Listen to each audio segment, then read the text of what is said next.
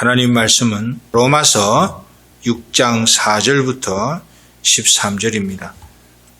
신약성경 246페이지에 있습니다. 한 절씩 교독하겠습니다. 그러므로 우리가 그의 죽으심과 합하여 세례를 받음으로 그와 함께 장사되었나니 이는 아버지의 영광으로 말미암아 그리스도를 죽은 자 가운데서 살리심과 같이 우리로 또한 새 생명 가운데서 행하게 하려 함이니라. 만일 우리가 그의 죽으심을 본받아 연합한 자가 되었으면 또한 그의 부활을 본받아 연합한 자가 되리라. 우리가 알거니와 우리 옛사람이 예수와 함께 십자가에 못 박힌 것은 죄의 몸이 멸하여 다시는 우리가 죄에게 종노릇 하지 아니하려 함이니 이는 죽은 자가 죄에서 벗어나 의롭다 하심을 얻었음이니라. 만일 우리가 그리스도와 함께 죽었으면 또한 그와 함께 살 줄을 믿노니 이는 그리스도께서 죽은 자 가운데서 사셨음에 다시 죽지 아니하시고 사망이 다시 저를 주장하지 못할 줄을 알미로라. 그의 죽으심은 죄에 대하여 단번에 죽으시며 그의 살으심은 하나님께 대하여 살으심이니 이와 같이 너희도 너희 자신을 죄에 대하여는 죽은 자요 그리스도 예수 안에서 하나님을 대하여는 산 자로 여길지어다. 그러므로 너희는 죄로 너희 죽을 몸에 왕노릇하지 못하게 하여 몸의 사욕을 순종치 말고 또한 너희 지체를 불의의 병기로 죄에게 드리지 말고 오직 너희 자신을 죽은 자 가운데서 다시 산 자 같이 하나님께 드리며 너희 지체를 의의 병기로 하나님께 드리라. 함께 봉독합니다. 죄가 너희를 주관치 못하리니 이는 너희가 법 아래 있지 아니하고 은혜 아래 있음이니라. 아멘.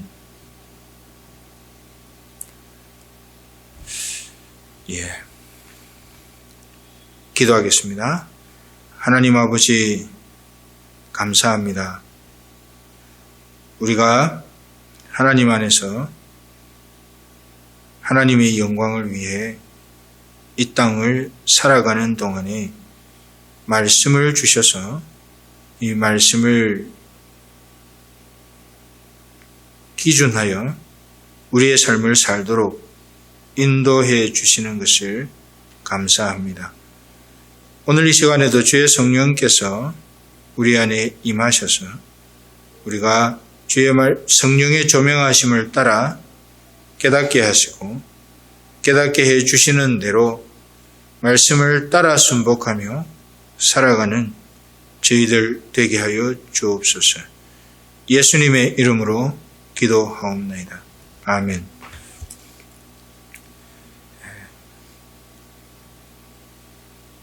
우리는 계속해서 성령에 의한 삶, 하나님과 동행하는 삶의 중요한 한 부분이라고 할 수 있는 성령에 의한 삶을 어떻게 살 것인지 우리는 몇 번에 걸쳐서 살펴보고 있습니다. 특별히 오늘은 제목 그대로 성령에 의한 삶을 산다는 것이 무엇인지 우리가 여러 군데의 말씀을 통해서 우리가 함께 살펴보기를 원합니다. 특별히 로마서 6장 4절부터 13절까지는 14절까지가 다 연결이 되어 있습니다만은 6장 4절부터 13절까지는 그 부분을 좀 더 종합적으로 명백하게 보여주고 있다고 할 것입니다. 뒤에 나오기 때문에 그것을 우리가 나중에 살펴보기로 하고 이제 시작하면 이렇습니다. 우리의 신앙생활에 있어서 빼놓을 수 없는 중요한 요소가 성령 하나님의 인도하심을 받는 것입니다. 많은 경우 성령 하나님의 인도하심을 받아야 한다라고 말을 하면 그것을 어떤 오순절파 혹은 또 은사주의자들의 그 주장을 동조하는 것으로 생각하기 쉽습니다. 그러나 성령 하나님의 인도하심을 받는다는 것은 단순히 그런 의미가 아닙니다. 우리가 구원받은 이후에 하나님의 견인이라고 하는 것에 대해서 우리는 익히 알고 있습니다. 구원받은 신자의 삶을 하나님께서 기뻐하시는 대로 구원의 완성을 향한 그 삶의 여정길에서 어떻게 하나님이 조율하시고 인도하시고 그 삶을 조정해 가시는지 그 모든 과정을 일컬어서 하나님이 견인하신다고 말을 합니다. 오늘 여기서 말하는 대로 성령 하나님의 인도하심을 받는다라고 할 때에는 그런 하나님이 우리를 견인하신다라고 하는 그런 측면이 강합니다. 그냥 은사주의자들과 같은 그런 의미가 아니라는 점을 먼저 미리 말씀을 드립니다. 그렇기 때문에 우리의 정상적인 신앙생활은 성령 하나님의 인도하심을 통해서만 가능합니다. 바꿔 말하면 성령 하나님의 도우심이 없이는 정상적인 신앙생활이 불가능하다는 것입니다. 왜 그러는가? 예수만 믿었고 또 우리가 그 예수 믿는 사람답게 살면 되지 뭐 성령 하나님의 인도하심이 없으면 어째서 정상적인 신앙생활이 가능하지 않느냐? 예수 믿는 것도 성령 하나님의 인도하심을 통해서 되어지는 일일 뿐만 아니라 그 이후에 살아가는 삶의 모든 순간에도 성령 하나님께서 그 삶을 지도하시지 않으면 우리는 정상적인 신앙생활을 할 수가 없습니다. 그래서 요한복음에서는 성령 하나님을 일컬어 보혜사라 그렇게 표현을 합니다. 보혜사는 도우시는 분 또는 우리를 곁에서 우리의 삶을 돌보시는 분 그런 뜻입니다. 그래서 보혜사 성령이라고 할 때는 우리 매일 매 순간의 삶을 돌보시고 지도하시고 인도하시고 하나님의 기쁘신 뜻대로 마지막까지 살 수 있도록 그 걸음을 지키시는 성령 하나님 그런 뜻이죠.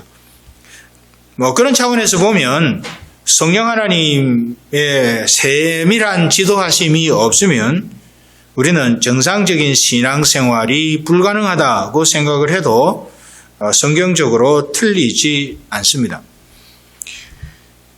그래서 이 성령 하나님에 의한 삶, 성령 하나님과 긴밀하게 연결되어진 삶을 살아가려고 하면 한 3가지 정도의 중요한 요소가 우리에게 필요합니다. 그 첫 번째는 지속적으로 PLO의 삶을 살아야 한다. PLO 하니까 옛날에 그 팔레스타인 해방기구 뭐 이런 거 생각하실 수도 있는데요. 그게 아니고 지속적으로 PLO의 삶을 산다 할 때는 PLO가 각각의 의미를 대표하는 하나의 이니셜입니다. P는 무엇인가 하면 기도, pray 할 때 그것을 의미하는데 그것은 하나님의 얼굴을 구하여 나가는 모든 삶의 양상을 일컬어서 기도한다라고 그렇게 표현할 수 있습니다.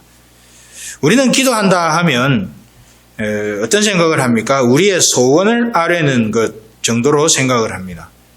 그래서 무슨 일이 있으면 열심히 기도해야지 또 열심히 기도해야 하나님이 응답하신다. 그래서 기도의 분량이 채워져야 하나님이 움직이신다. 응답하신다. 그렇게 생각을 합니다. 물론 틀린 이야기는 아닙니다만은 사실 기도라고 할 때는 그것보다 훨씬 더 중요한 의미가 내포되어 있는데 그것은 기도를 통해 하나님의 얼굴을 구하는 겁니다. 하나님의 뜻을 발견하는 겁니다. 그렇기 때문에 근데 우리가 기도할 때마다 실수하는 것이 뭔가 하면 내가 기도할 걸 다 하고 나면 기도 다 했다라고 생각하는 겁니다. 그게 아니라 우리가 기도할 걸 기도합니다. 당연히 기도해야죠. 하나님의 인도하심을 구해야 하니까 기도하는데 기도하고 난 다음에 우리가 당면한 그런 이슈에 대해서 하나님의 의중이 어떤지를 들어야 되지 않습니까? 그런 차원에서 보면 기도는 구하는 것의 요소뿐만 아니라 듣는 것의 요소가 있게 되어지는데 그게 오늘 두 번째에 나타난 하나님의 뜻을 발견한다. 영어로는 listen이라고 하는 그 부분하고 연결이 되는 겁니다. 그래서 기도를 통해서 하나님을 추구하다 보면 자연스럽게 하나님께서는 우리에게 하나님의 뜻을 보여주십니다. 구약성경, 신약성경 다 통틀어서 하나님께서는 하나님의 종들에게 이런 방식으로 하나님의 뜻을 알리셨습니다.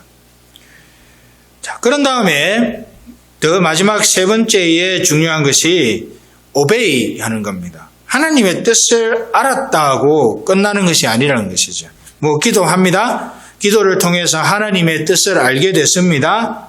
그것으로 끝이 아닙니다. 하나님의 뜻을 알게 되었다면 그 하나님의 뜻을 따라서 동참하고 순종하고 그 뜻을 이루기 위해서 오베이하는 삶이 필요하다는 것이죠. 이 세 가지가 지속적으로 우리의 삶에서 작동할 때에 기도와 하나님의 얼굴을 구하는 기도와 그리고 그 기도 중에 보여주시는 하나님의 뜻을 분별하는 것, 그리고 그 뜻을 알았다면 그 뜻을 이루기 위해 순종하고 그 뜻에 동참하는 것, 이 세 가지가 우리 속에 역동적으로 살아있을 때에 우리는 성령 하나님과 친밀한 관계의 삶을, 성령 하나님에 의한 삶을 산다라고 그렇게 표현할 수 있습니다. 로마서 6장 4절부터 13절까지를 보면 우리는 그 점을 좀 더 명백히 알 수 있습니다. 특별히 11절부터 13절까지를 보시면 이렇습니다. 이와 같이 너희도 너희 자신을 죄에 대해서는 죽은 자요 그리스도 예수 안에서 하나님을 대하여서는 산 자로 여길지어다. 그러므로 너희는 죄로 죽을 몸에 왕노릇하지 못하게 하여 몸의 사욕을 순종치 말고, 몸의 사욕을 순종치 말라고 그랬습니다. 13절에 또한 너희 지체를 불의의 병기로 죄에게 드리지 말고 오직 너희 자신을 죽은 자 가운데서 다시 산 자같이 하나님께 드리며 너희 지체를 의의 병기로 하나님께 드리라. 거기 지금 전체적으로 무슨 말을 하고 있는가 하면 우리의 옛사람은 예수님과 함께 십자가에 못 박혀 죽었다는 것이죠. 그리고 그것을 우리는 순간순간 인식해야 합니다. 그런데 그렇기 때문에 우리는 순간순간 우리 죄된 본성에 순복하지 않고 하나님께 순복하도록 해야 합니다. 그런데 잘 보시면 하나님께 순복하도록 해야 한다. 하나님께 순종하도록 해야 한다. 하나님을 순종해야 한다 할 때에는 그 과정에서 우리 빼놓을 수 없는 우리 매일의 삶에서 하나님께 순종하려면 우리 의지대로 됩니까? 안 됩니다.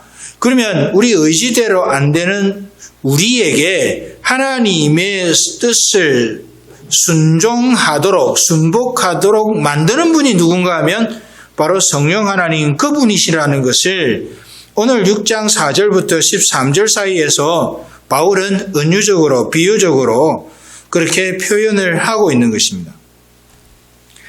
로마서 8장 5절부터 9절까지를 봐도 거기에 비슷한 이야기가 나옵니다.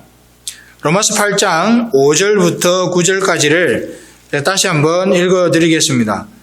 육신을 쫓는 자는 육신의 일을, 영을 쫓는 자는 영의 일을 생각하나니 육신의 생각은 사망이요 영의 생각은 생명과 평안이니라.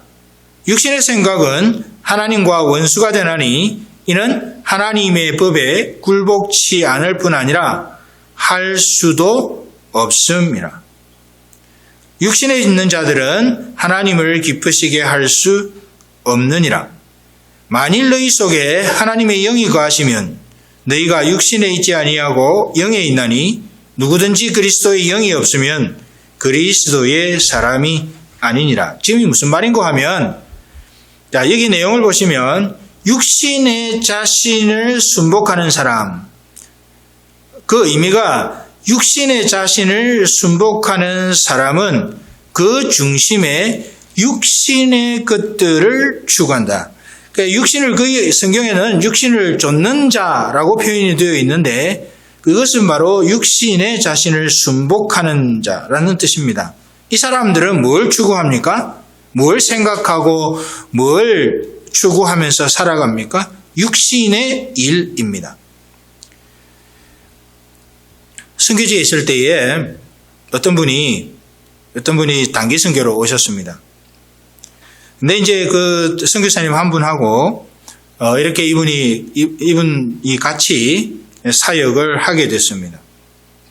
그런데 이분이 한국에서 오신 장로님이셨는데 이분이 선교사님 그분하고 이렇게 이야기를 하다가 이제 한 경험을 이제 우리에게 말씀을 해 주셨는데 그분이 그런 말씀을 하셔요. 저분은 입에 돈이 달린 것 같다. 무슨 말씀입니까? 그랬더니 저분은 매사에 어디를 가든지 이분이 한국에서 오신 장로님이시니까 이런 사역에 이런 게 필요합니다라고 그 필요에 대해서 자꾸 이야기를 하더라는 것이죠. 그래서 그거를 두고 이분은 저분 입에는 돈이 달렸습니다. 그렇게 해석을 한 겁니다. 그래서 그분이 이제 그 선교사님에 대해서 조금은 참 마음에 불편함을 안고 그렇게 한국으로 돌아가신 것을 본 적이 있었습니다. 마음에 가득한 것을 입으로 말합니다. 그래서 육신의 자신을 순복하는, 그래서 육신에 순복하는 태도를 가진 사람은 그 중심에서부터 육신의 것들을 추구하는 행동, 말 이런 것이 나오게 되는 것이죠. 자, 그런데 그 결과가 무엇인가 하면 갈라디아서 5장을 참고해 보시면 그렇게 살아가는 육신에 순복하면서 육신의 것들을 추구하면서 살아가는 그 삶은 그 삶의 결과는 사망이다 하는 것을 갈라디아서 5장에서 분명히 또한 밝혀두고 있습니다. 반대로 성령께 자신을 순복하는 사람은 그 중심에 하나님의 일들을 추구한다고 그럽니다. 그 5절에 보시는 대로 영을 좇는 자는 영의 일을 생각하나니 육신의 생각은 사망이요 영의 생각은 뭡니까? 생명과 평안이니라. 성령께 순복하는 사람, 영을 좇는 사람, 영의 일을 생각하는 것이죠. 하나님의 일들을 추구하는 것이죠. 그 사람은 결과는 생명과 평안이고 그 삶에는 성령의 열매가 넘치는 것이 또한 갈라디아서 5장의 바울의 선언입니다. 이와 같이 성령에 의한 삶을 살아가기 위해서는 하나님의 성령에 붙잡힌 삶을 살아가기 위해서는 이와 같이 하나님의 얼굴을 구하고 하나님의 뜻을 발견하고 또 그 하나님의 뜻을 이루어드리는 모든 일에 자신을 헌신해가는 그 삶의 태도가 넘치게 된다 하는 점을 우리는 기억할 필요가 있고 그렇게 사는 것이 성령이 함께 하시는 삶을 살아가고 있음을 증거하는 것이 됩니다. 두 번째는 하나님의 말씀이 우리 속에 거하는 삶을 살아야 합니다. 에베소서 5장 18절부터 21절까지를 한번 보겠습니다. 에베소서 5장 18절부터 21절까지를 제가 읽어드리겠습니다. 술 취하지 말라. 이는 방탕한 것이니 오직 성령의 충만을 받으라. 시와 찬미와 신령한 노래들로 서로 화답하며 너희 마음을 주께 노래하며 찬송하며 범사에 우리 주 예수 그리스도의 이름으로 항상 아버지 하나님께 감사하며 그리스도를 경외함으로 피차 복종하라. 거기가 에베소서 5장 18절부터 21절까지입니다. 골로새서를 또 추가로 다시 보겠습니다. 골로새서 3장 16절부터 18절까지입니다. 그리스도의 말씀이 너희 속에 풍성히 거하여 모든 지혜로 피차 가르치며 권면하고, 앞에 있는 에베소서에 나온 표현이 그대로 한 번 더 나옵니다. 피차 가르치며 권면하고. 에베소서에는 그게 뭔지가 불투명했었는데 골로새서 3장의 이 말씀을 보면 그게 분명해지는 것이죠. 그리스도의 말씀이 너희 속에 풍성히 거하여 모든 지혜로 피차 가르치며 권면하고, 가르침과 권면의 바탕이 그리스도의 말씀이어야 한다 하는 것입니다. 시와 찬미와 신령한 노래를 부르며 마음의 감사함으로 하나님을 찬양하고, 또 무엇을 하든지 말에나 일에나 다 주 예수의 이름으로 하고 그를 힘입어 하나님 아버지께 감사하라. 17절까지만 보겠습니다.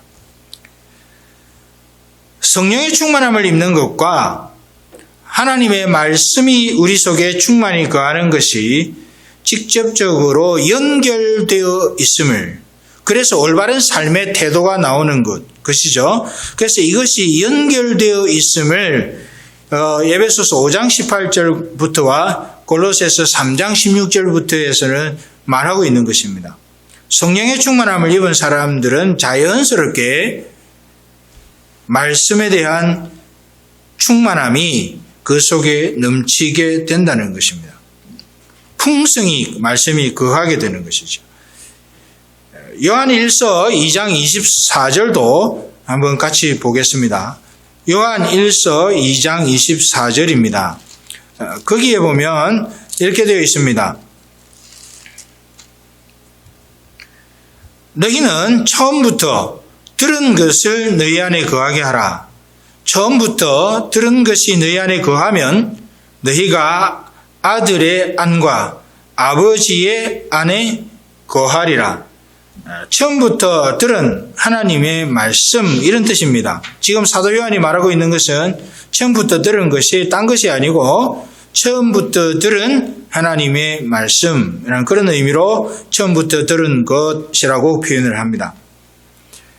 우리가 처음부터 들은 하나님의 말씀이 우리 안에 충만히 거하게 될 때에 우리가 하나님의 친밀한 가운데 거하게 될 것입니다. 그러므로 성령과 함께하는, 성령에 의한 삶을 살아가는 두 번째 중요한 요소가 하나님의 말씀이 우리 안에 거하는 것입니다. 세 번째를 살펴보죠. 성령에 의한 삶을 살기 위해서는 성령을 근심케 하는 일이 없어야 합니다. 사람도 마찬가지입니다. 서로에게 근심이 되는 사람이 같이 지내는 것이 사실은 쉽지 않습니다. 부부간에도 마찬가지고 부모 자식 간에도 마찬가지입니다. 부모가 자식에게 근심이 되고 자식이 부모에게 근심이 되고 아내가 남편에게 근심이 되고 남편이 아내에게 근심거리가 된다면 사실은 함께 하는 것이 쉽지 않습니다. 그것은 영적인 영역에서도 마찬가지입니다. 우리가 성령 하나님을 근심케 하는 일들이 있는데 우리가 성령 하나님을 근심케 하는 일이 있다면 그 삶은 성령 하나님에 의한 삶을 살고 있다고 할 수가 없는 것이죠. 그것을 에베소서 4장 30절에서는 잘 말해주고 있습니다. 에베소서 4장 30절을 한번 제가 읽어드리겠습니다. 하나님의 성령을 근심하게 하지 말라. 그 안에서 너희가 구속의 날까지 인치심을 받았느니라. 이 에베소서 4장 30절에서는 바울이 직접적으로 이야기를 합니다. 하나님의 성령을 근심하게 하지 말라는 것이죠. 왜냐하면 우리는 구원의 날까지, 주님 다시 오시는 날까지 하나님의 백성으로 인침받은 존재이기 때문에 성령을 근심케 할 수가 없다. 그런데 성령을 근심케 하는 사람이 있다. 근데 그 사람은 처음부터 하나님의 백성됨과 거리가 먼 사람이었다 하는 그런 이야기입니다. 예수 잘 믿다가 하나님을 떠나는 사람들은 없습니다. 예수를 진실로 잘 믿으면 그분은 끝까지 예수를 진실로 잘 믿게 됩니다. 그런데 우리가 현실적으로 볼 때에 예수 잘 믿다가 예수님을 떠나는 분들이 있어요. 그거는 어쩌면 처음부터 예수 믿는 것과는 상관없지만 그냥 끝으로만 그렇게 보였을 뿐이라는 거죠. 그 이야기를 지금 에베소서 4장 30절에서 바울이 하고 있는 겁니다. 구속의 날까지 인치심을 받은 사람은 하나님의 성령을 근심케 하는 일을 할 수가 없다는 겁니다. 그런데 그러면 성령을 근심케 하는 일이 도대체 뭔가? 이것을 알기 위해서는 이사야 63장 10절 말씀을 보는 것이 좋습니다. 이사야 63장 10절 말씀에 하나님의 성령을 근심케 하는 것이 여러 가지가 있겠지만 특별히 여기서 언급하고 있는 성령을 근심케 하는 것이 뭔가 하는 점을 살펴보면 오늘 우리의 삶에 비춰보고 우리가 어떻게 살아야 할지를 다시 한번 생각해 볼 수 있겠습니다. 63장 10절을 읽어드립니다. 그들이 반역하여 주의 성신을 근심케 하였으므로. 다시 한번 읽어드리겠습니다. 그들이 반역하여 주의 성신을 근심케 하였으므로. 이 백성들이 반역했답니다. 반역하니까 주의 성령이 근심하신다 하는 것이죠. 반역한다는 게 뭡니까? 그냥 내놓고 그냥 대적을 하는 것을 말합니까? 아닙니다. 여기서 반역한다는 말은 그런 의미가 아니라 하나님의 뜻을 행치 않는 것을 의미할 때에 오늘 본문 63장, 이사야 63장 10절에서는 반역했다라고 그렇게 표현을 하는 겁니다. 무슨 말인가 하면 하나님의 뜻이 분명히 보여집니다. 그런데 하나님의 뜻이 말씀 속에 보여지고 이 말씀을 성령 하나님 우리에게 조명해 주심으로 이 말씀의 의미를 성령께서 깨닫게 해 주십니다. 그런데 반역한다는 것은 성령 하나님께서 깨닫게 해 주시는, 조명해서 깨닫게 해 주시는 이 말씀대로 사는 것을 각양의 핑계를 대면서 거부하는 겁니다. 하나님의 의도가 비춰지는데도 나는 그렇게 못합니다. 안 됩니다. 할 수 없습니다. 그런 비슷한 이유를 들어서 내가 볼 때는 그렇게 하면 안 될 것 같습니다. 부터 해서 여러 가지 이유를 들어서 말씀이 보여지고 드러난 대로 살지 않는 것을 일컬어서 이사야 선지자는 주의 성령의 감동을 통해 그것을 일컬어 그들이 반역했다라고 표현을 하는 겁니다. 이렇게 해서 말씀하신 성령께서 기록하신 하나님의 말씀을 여러 가지 이유를 대면서 아닙니다라고 이야기하는, 그래서 나는 그대로 살기가 어렵습니다라고 이야기하는, 그대로 살지 못하겠습니다라고 이야기하는, 또 실제적으로 그렇게 살지 않는 그런 태도, 그것을 반역이라고 성경은 표현합니다. 그렇기 때문에 이런 삶의 흔적이 있으면요, 사실은 그 사람을 일컬어서 성령과 동행하는 삶을 살고 있다라고 말하기가 어려운 것이죠. 성령께서 말씀하셨으니 내가 순종해 보리라, 말씀이 그러하니 내가 행하여 보리라, 그렇게 해서 움직이는 그분에게 성령 하나님이 함께 하시는 것을, 그런 분의 삶을 보면 성령 하나님이 함께 하시는 것을 우리가 알게 된다는 것이죠. 그게 에베소서 4장 30절에서 하고 있는 그 말의 의미입니다. 그러면 그렇게 성령을 근심케 하면 결과가 뭔가? 10절을, 이사야 63장 10절을 다시 한번 보겠습니다. 그들이 반역하여 주의 성신을 근심케 하였으므로, 그렇게 했기 때문에 그 다음에 어떤 결과가 있습니까? 그가 돌이켜 그들의 대적이 되사 친히 그들을 치셨더니. 우리가 성령을 근심케 하는 일은 우리가 자의적으로 그럴 수 있습니다. 자, 그런데 그렇게 성령을 근심케 하는 일이 우리 가운데라든지 우리의 가정 가운데라든지 우리의 개인의 삶 가운데라든지 우리 교회 가운데라든지 그런 방식으로 반역 혹은 성령을 근심케 하는 일이 생겼을 때에 성령 하나님은 우리를 어떻게 대응하실 건가? 하나님께서 태도를 돌이키시겠다고 말씀하시죠. 그가 돌이켜. 성령 하나님은 어떤 분이세요? 우리의 도움이 되시지 않습니까? 우리의 인도자가 되시고 우리를 잔잔한 물가요 푸른 초장에 누이시고 우리에게 가장 좋은 것을 주기를 기뻐하시는 분이시잖아요. 그런데 그런 하나님이 반역함으로 성령을 근심케 하였을 때에 그렇게 성령을 근심케 하는 사람들을 향해서 그 하나님의 태도를 돌이키셔서 대적하겠다라고 말하는 겁니다. 돌이켜서 대적이 될 뿐만 아니라 친히 그들을 치시겠다 하는 것이죠.